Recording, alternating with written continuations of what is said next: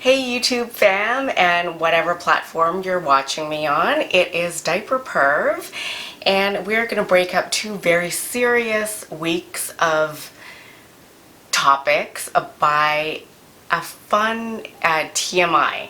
And TMI means too much information.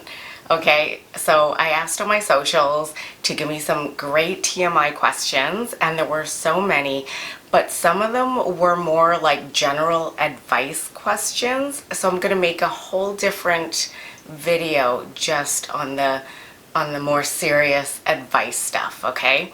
So let's get on with it. Number one, tell us about lending a helping hand, aka fisting, likes and dislikes. I don't have a ton of knowledge or experience with this. I've only been requested or, found people into it 3 times. 3 people, that's it. So I think the first one, I feel like I didn't get my hand in very much. I got like maybe this much of it, but not the really thick part where all the knuckles are. And then the second one, I got more of it in. I was less apprehensive about it and just kind of pushed harder. I think my worry was hurting him, hurting the other person, just because I'd never done it before. And my mind was blown. I was like, whoa, I can't believe they can stretch this far. It's just kind of scary overall, but I think after the first time I saw that same guy take like a really huge anal plug, and I was worried less. I was like, oh, okay, he can handle this. And the third time I pretty much got my whole hand in. This is with a third different person. I managed to get like everything in, like this much. And I do have a picture of that. I have a couple pictures of the last couple times I tried it. But it's been many years, like literally like 5.5 years since the last time I tried that. So yeah. Likes, it was just a new experience. So I don't have any, like, really, I don't have any dislikes about it. I don't think it did anything for me, like turn me on or anything, because I'm more about the diapers. But I saw that, they were handling it and enjoying it, so I like that part of it. Yeah, it was fun. I would do it again and be less apprehensive about it. Number 2, which accident is better to witness film? A full-blown pants wetting desperation or a full-blown pants pooping desperation? So I've only experienced one, obviously, which is pants wetting for obviously girls, like hundreds and hundreds of times for I need to pee. And I've never witnessed or experienced a messing in the pants desperation. I fantasized about it many times, but I've never witnessed it or experienced it. So I guess I know what I like, which is pants wetting, but I fantasize a lot about the messing accident in the pants. So I enjoy both. I don't know what's better, if there's one that's better, until I experience it. But I have seen videos of like the pants messing, and honestly, I think I like messing in diapers more, because that's what I have like, got off to the most. So I've like conditioned myself because I get off to that so much. Okay, number 3. What kink, if any, did you have an oh shit, am I into this moment with? And literally, it would be all of them. Like everything. Like from like female desperation. I don't know if I had that oh shit moment, because I've had that pretty much my entire life. So, like, literally, like, 41 years of it. So, I don't think I had the oh shit moment because that just kind of built up.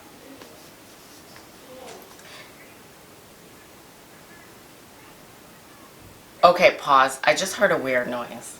My husband blowing his nose in the bathroom, which is on the other side of this wall. Not startled me, but I was like, what was that? Anyways, I think the oh shit moment came with, like, the diaper messing and really enjoying that. I think I've been fighting that for a while, and then I just gave into it, and I'm like, I'm just gonna watch this to get off. And then I was like, oh shit, I do really, really like this. And same with the pegging too, and same with the prostate massage. But those took a while, I think. Like, over the course of like years and many times doing it. Okay, number 4. Have you ever put a little in an already used diaper, whether it be a punishment or a joke? Used, I have like wet in a diaper, in a new diaper, and then put it on them. And it wasn't with like an intimate play partner. So I guess that would have been a punishment. But I've never put like someone else's used diaper or a messy diaper on someone else. No. Okay, number 5. Have you ever worked an event like CapCon and got sick of changing dudes' diapers? So at CapCon, I had this thing called Diaper Change Happy Hour, where during an allotted time period, it's 2 hours, anyone can just drop in and get a diaper change for a nominal fee. And no, I never got sick of it. I loved it. It was just fun because I got to open so many pissy presents. That's how I see them. As like pissy pamper presents. And each one is a gift. And I don't know what to expect inside because there's just a constant stream of new people. Like usually, for the most part, they weren't people I knew. There were some people I knew that wanted to support, you know, what I was doing, but a lot of them were new people, and I have an open mind for each diaper that I open. So I had a blast. And then this was on top of like doing normal pro diaper fantasy facilitating sessions at the convention. And I never got sick of that. I never got sick of changing diapers. There was never a time when at CapCon where I was like, oh, I don't want to do this anymore. There were times when I was concerned about the length of the line of people waiting, and I was like, oh dear, I need to get a move on, and I was concerned about their wait times. But I love it. I love changing diapers, and I had so much fun, and I do miss it.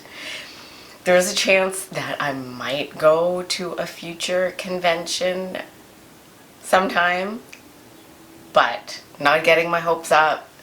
It might happen one day. And if it does, I will have Diaper Change Happy Hour again. Alright, number 6. Do you love the smell of messy diapers? I do not. Yeah. I don't know if that's a surprise, if anyone's surprised by that, but I don't love the smell of it. I like seeing the message, and I like seeing the diapers get bulky and full, but I don't love the smell. It just kind of plays into the situation with everything, and sometimes it's like not that offensive, and sometimes it's a really strong smell, and I kind of just like tune it out. Alright, number 7. What is your favorite part about being on the receiving end of messy diaper face sitting? So I've only experienced that twice. with people I play with. And the first time, I mean, he had a mega blowout in his diaper. I think there was someone else there in the room too. I think his girlfriend was there at the time. And I was just in the moment. Like, my face was in there. And again, I didn't love the smell, but it's part of it. And it was hot at the time because, you know, other things were going on. And I kind of surprised myself with that because it wasn't a planned thing or anything. Like, he messed, and then I was enjoying the diaper, the front of the diaper, and all of a sudden my face was like in it. And then another time was with a current play partner, and again, it wasn't planned. He just kind of surprised me with it, and I was down there with him over me, snoofing his diaper, and then he had to go. Like, I knew he had to go number 2, and I was just like, just push, and while he was on my face, and I actually like climaxed at the same time that he pushed it out into his diaper. So I really enjoyed that. That was really hot and a really nice treat. It wasn't something that he did all the time. So it was kind of like a one-off thing that he did, that he wanted to like surprise me with. But like, don't just do that if I'm not your play partner. Okay, number 8. Ooh, now it's like the more serious questions. I saved these for the end because I just wanted like all the spicy questions in the beginning.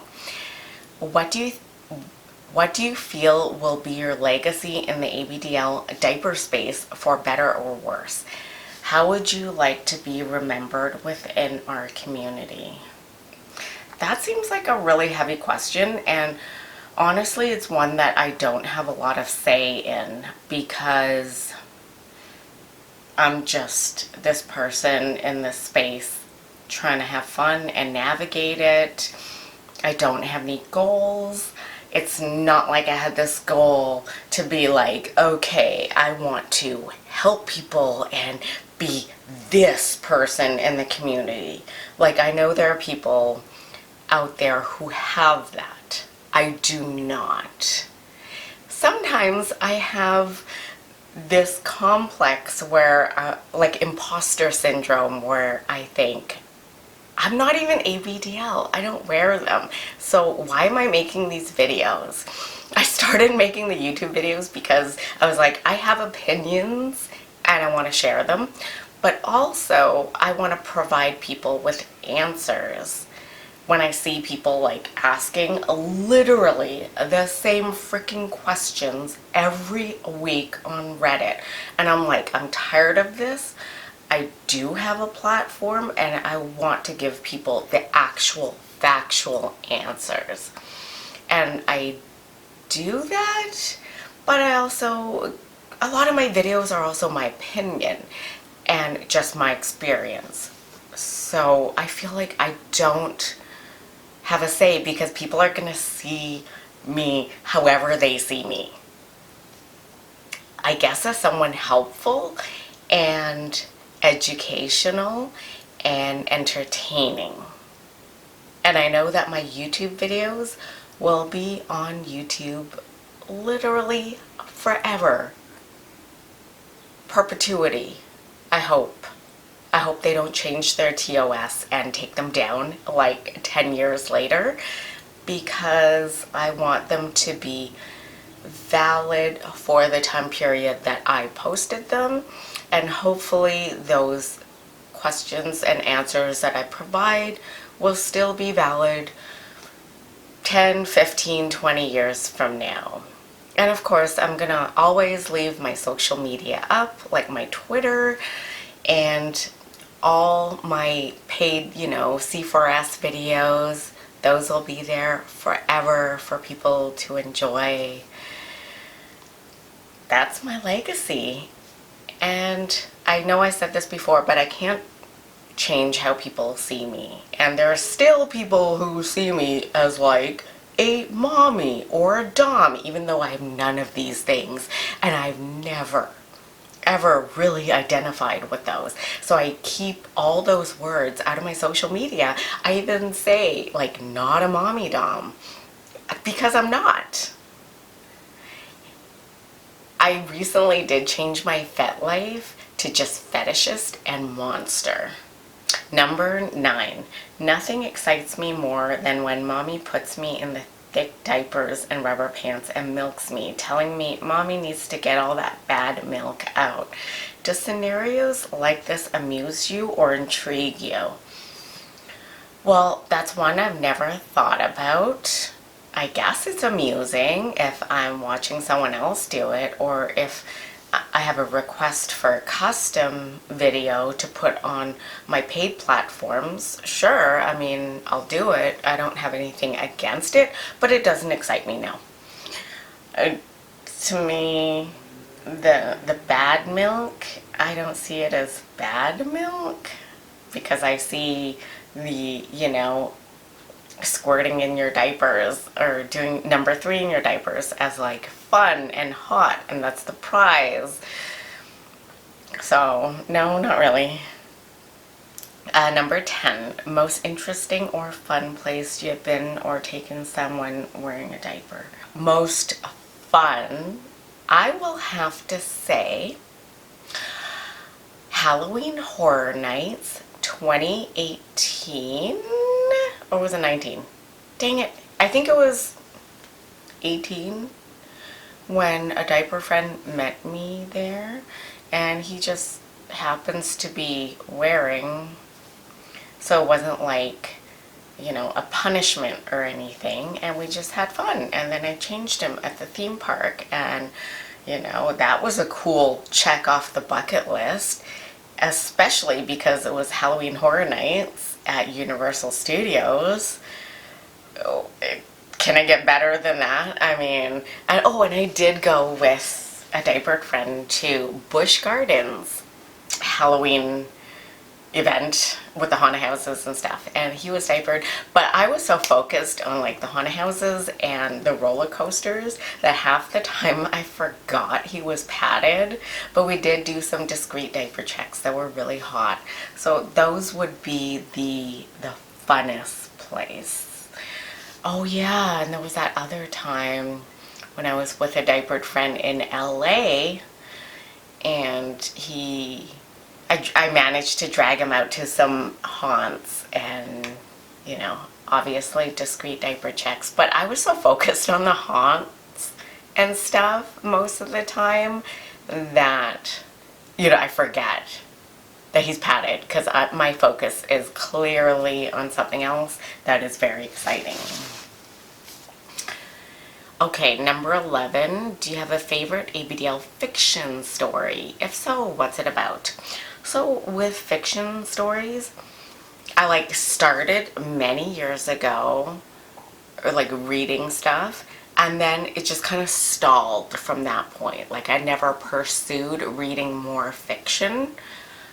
So the only fiction that I really got through was E.L. Haley on Amazon, and that was more in the beginnings of my discovery. So those books were about men getting diapered in the world, in this pretend world where they had issues with potty training, and the world just decided that it was easier for them to be padded all the time, and that women who could control their bladders with ease would have to check them and change them. And that would be a very, very hot scenario if the world was like that. And it was also pretty much female-led too. And that is something that I am not opposed to at all. Mainly because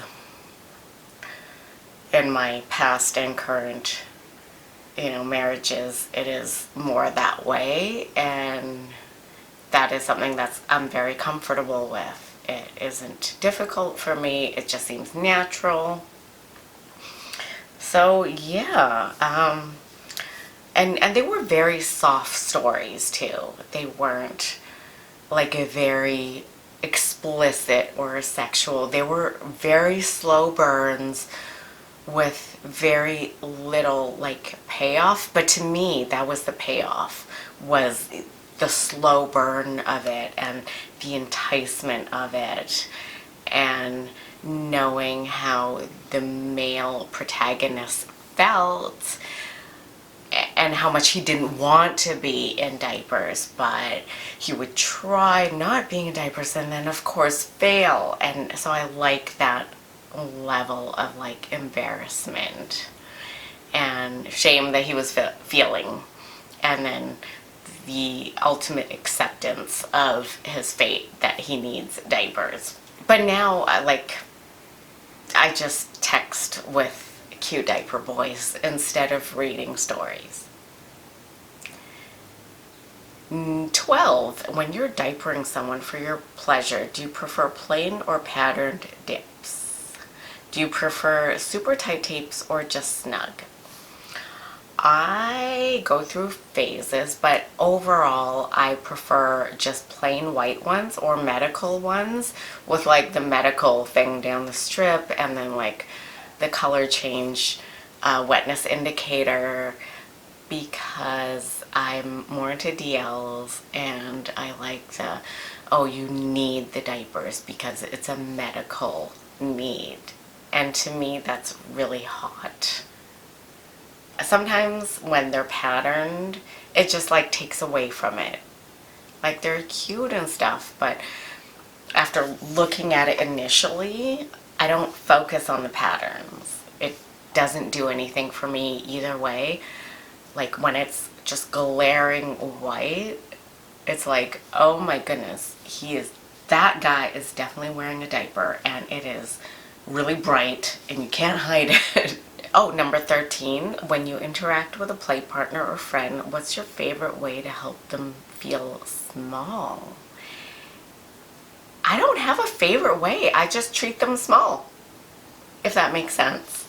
Lots of reminders of why they're wearing their diapers and why they can't handle big boy underwear, and just treating them like I would like any kid, by making their decisions for them, by giving them stuff to eat or drink, by dictating what they're gonna do next, by picking out their clothing and diapers.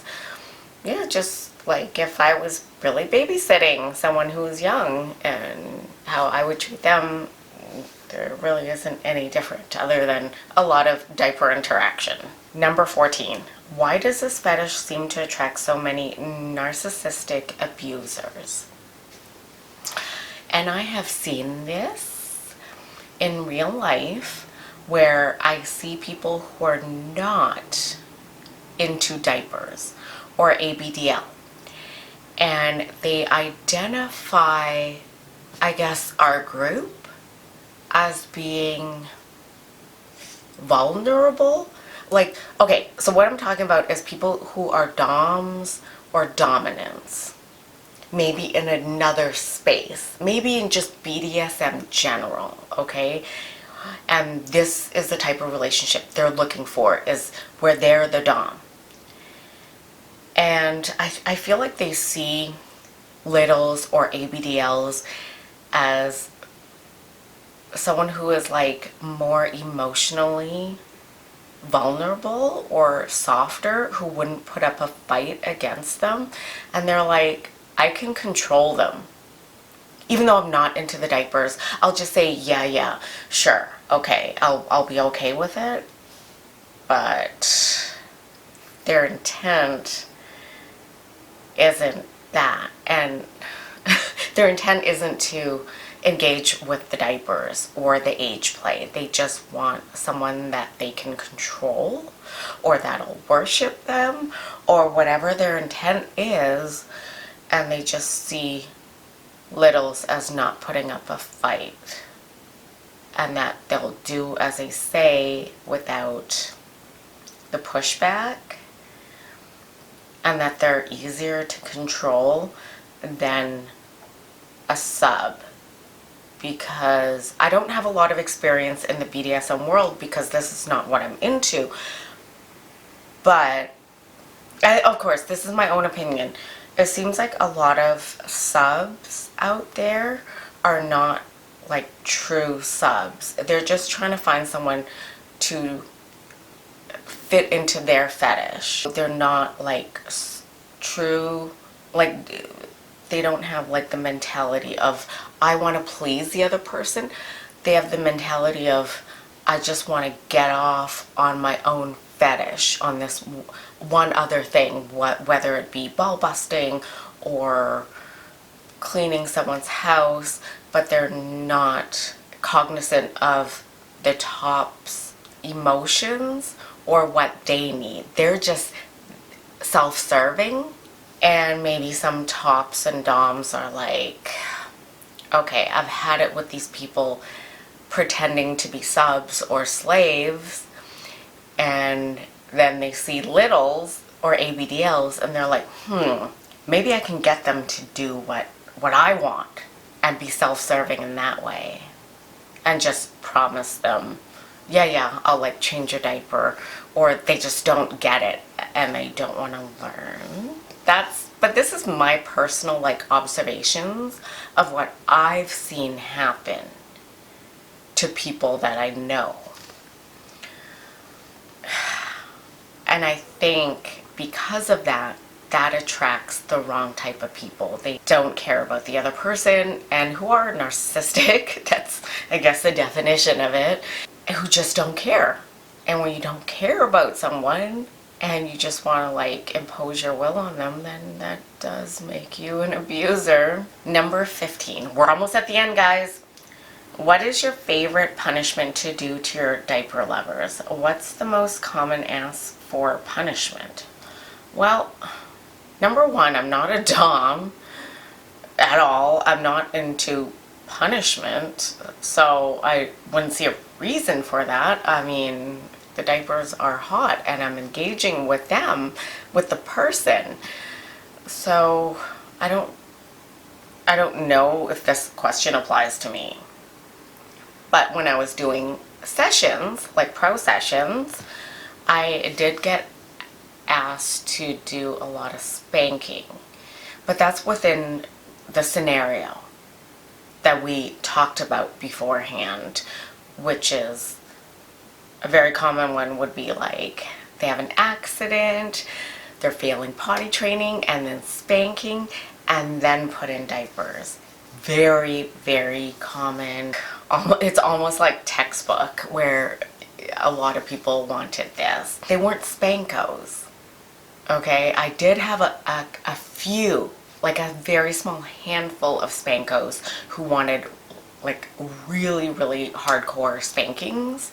But most of the time, they were just like light little taps. A lot of people would say their safe words during the spanking portion of the entire scenario, because I would go pretty hardcore thinking, okay, a spanking means a serious spanking.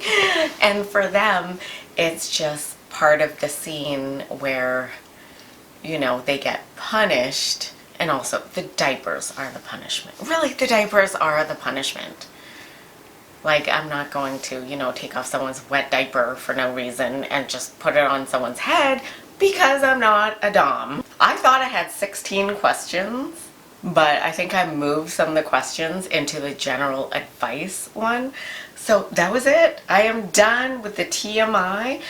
I hope that was too much information for you, and I will see you in next week's video where we discuss binging and purging, and I talk about my own purge that no one knew about. It was a secret. Okay. All right. I'll see you next week, everyone. Bye.